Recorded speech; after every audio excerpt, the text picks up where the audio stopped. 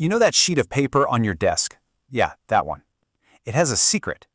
It's actually part of a huge story, one that goes back 2,000 years and dives right down to the molecular building blocks of life itself. So let's peel back the layers and uncover the hidden world of paper.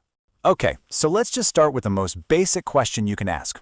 We use this stuff every single day, but what is it really? I can tell you it's not just pressed wood. It's something, well, something way more fundamental and honestly, a lot more elegant. At its very heart, a piece of paper is a tangled web, a precisely engineered mat of what you could call nature's miracle polymer. This stuff is so common, so everywhere that we totally overlook it. And yet, it's strong enough to be the backbone of the entire plant kingdom. Today, we're going to untangle that web. All right, so to really understand paper, we have to meet the star of the show. This is the secret ingredient that papermakers were masters of for thousands of years, even before they had a name for it. And that ingredient is cellulose. Believe it or not, it's the most abundant organic polymer on the entire planet. This is the stuff that lets trees grow hundreds of feet tall. It's what makes a cotton shirt feel strong. It's literally the architectural skeleton of pretty much every plant you've ever seen. Now, I know the word polymer can sound a little science-y, so let's use a simple analogy here. I want you to picture a single fiber of cellulose as a long, twisted rope. And this rope is made up of countless smaller threads all twisted together. Keep that image of a twisted rope in your head, okay? It's the key to, well, to everything. But here's the cool part.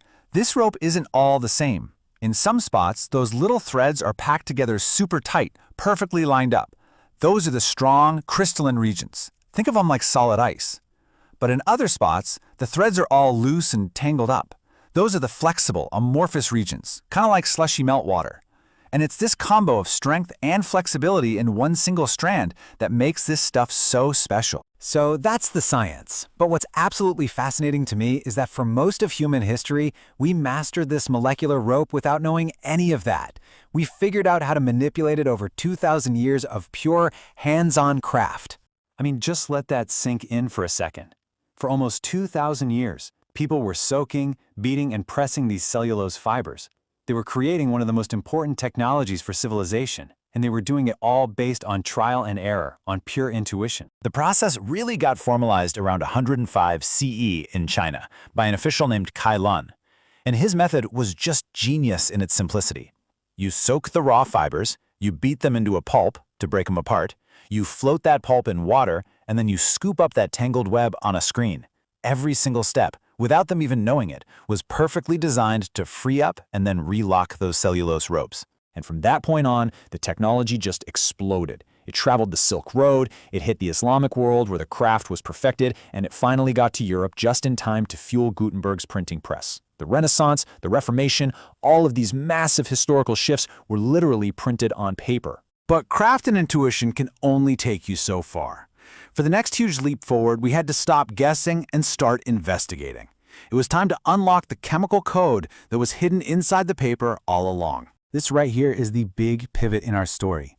After centuries of just perfecting the craft, scientists in the 1800s finally put paper under a microscope and started asking, okay, what is this stuff really? And the answer they found would change absolutely everything. So in 1838, a French chemist, Anselme Payen, he manages to isolate this mystery fiber, and he gives it a name, cellulose. But the truly revolutionary idea, the one that broke everything wide open, came in 1920 from Hermann Staudinger. He proposed that cellulose was a macromolecule, a crazy long chain of repeating units. At the time, people literally thought he was nuts.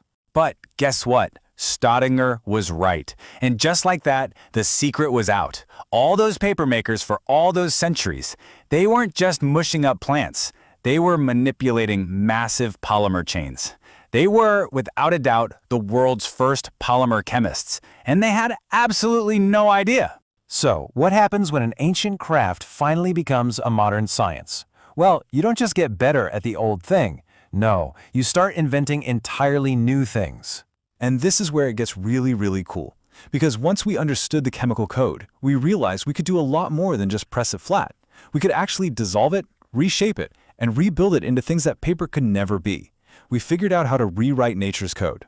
And that led to this explosion of innovation. Rayon, the first artificial silk, That's just wood pulp that's been dissolved and then reformed into a fiber.